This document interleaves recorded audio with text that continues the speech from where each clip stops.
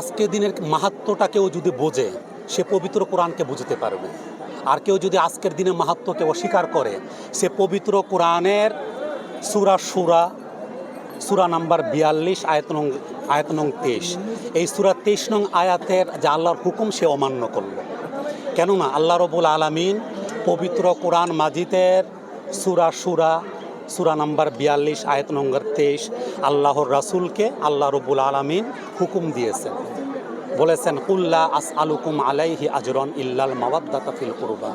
হে রাসূল, আপনি আপনার উম্মতের কাছে চেয়ে নেন যে আমি তোমাদের কাছে আমার রেসালাতের পারিশ্রমিক, রেসালাতের বিনিময় কিছুই চাই না, শুধুমাত্র আমার কুরবার মুআদ্দাত।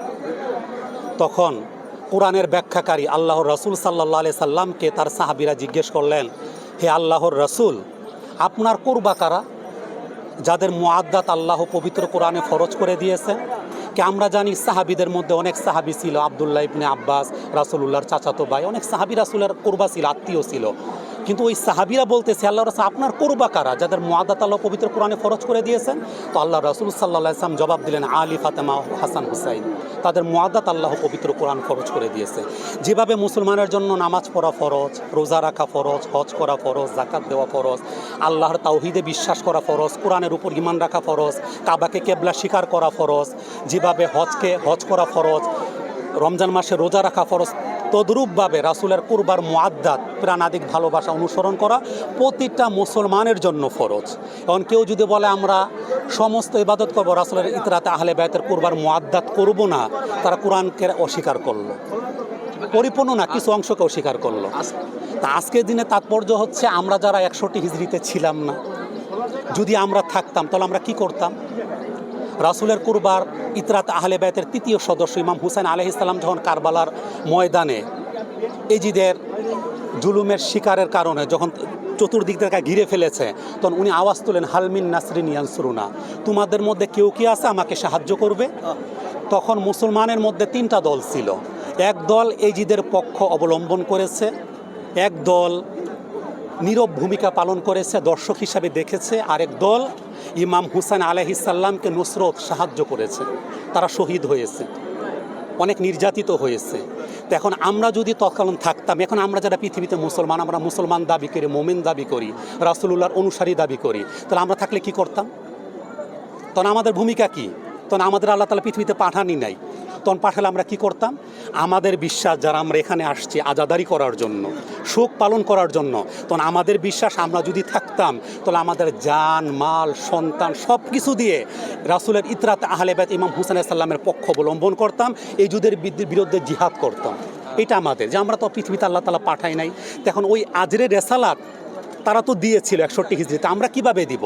এখন আমরা শোক পালন করব, ইমাম হুসাইন আলাইহিস সালামের জন্য চোখের পানি ফেলবো, উনি যে নির্যাতিত ছিল, ওনার উপরে জুলুম করা হয়েছে, এটা আমরা প্রকাশ করব, আমরা নিজেকে কষ্ট অনুভব করব, আমরা শোক মিছিল করব এবং মানুষের কাছে প্রকাশ করব, তোমরা সবাই আল্লাহ রাসূলের আহলে বাইতের ইমাম হুসাইন আলাইহিস সালাম যে সত্যের জন্য উনি নিজের গর্দান দিয়েছে, ওনার সন্তানরা নিজের গর্দান দিয়েছে, এবং রাসূল সাল্লাল্লাহু আলাইহি সাল্লাম পবিত্র আহলে বাইতের পবিত্র মেয়েরা তাদের মাথার চাদর দিয়েছে শুধু ইসলামের জন্য।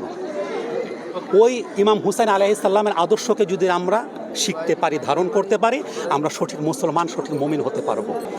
61 হিজরি থেকে যে ইমাম হুসাইন কারবালার ময়দানে ইসলামকে বাঁচানোর জন্য যে সপরিবার নিয়ে গেলেন, আজকে আমরা তারই প্রতিবাদ আমরা জানাচ্ছি। কি মুসলমান আজকেও মুসলমানদের উপর জুলুম হচ্ছে, যা 1447 হিজরি, এখনও আপনারা বিশ্বের বিভিন্ন মুসলমান দেশে দেখতেছেন কি মুসলমানদের উপর জুলুম হচ্ছে।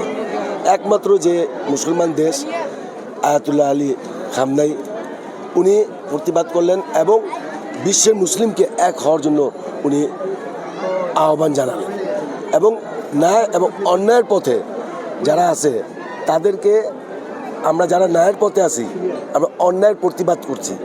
আমরা যে আজকে মিছিলটা, আমাদের মিছিলটা জাস্ট আমাদের এটা হলো, আমরা বিশ্বের থেকে আমরা একটা আওয়াজ তুলছি কি মুসলমান তোমরা সব এক হও, ইহুদিদের বিরুদ্ধে যারা ইসলামের বিরুদ্ধে কাজ করতেছে তাদেরকে প্রতিবাদ করো। আমাদের এই মিছিল, আমরা ইমাম হোসেন যে শহীদ হলেন, আমরা এই শহীদের প্রতিবাদ জানাচ্ছি এবং কালো কাপড় পরে আমরা শোক পালন করতেছি। এই মিছিলটা আমাদের 10টার দিকে আমাদের এখান থেকে বের হবে, আমাদের জিগাতলা গিয়ে আমরা এটা শেষ করব। নিউ ইয়র্ক থেকে সম্প্রচারিত TVN 24 টেলিভিশন, বিশ্বজুড়ে বাঙালির কণ্ঠস্বর।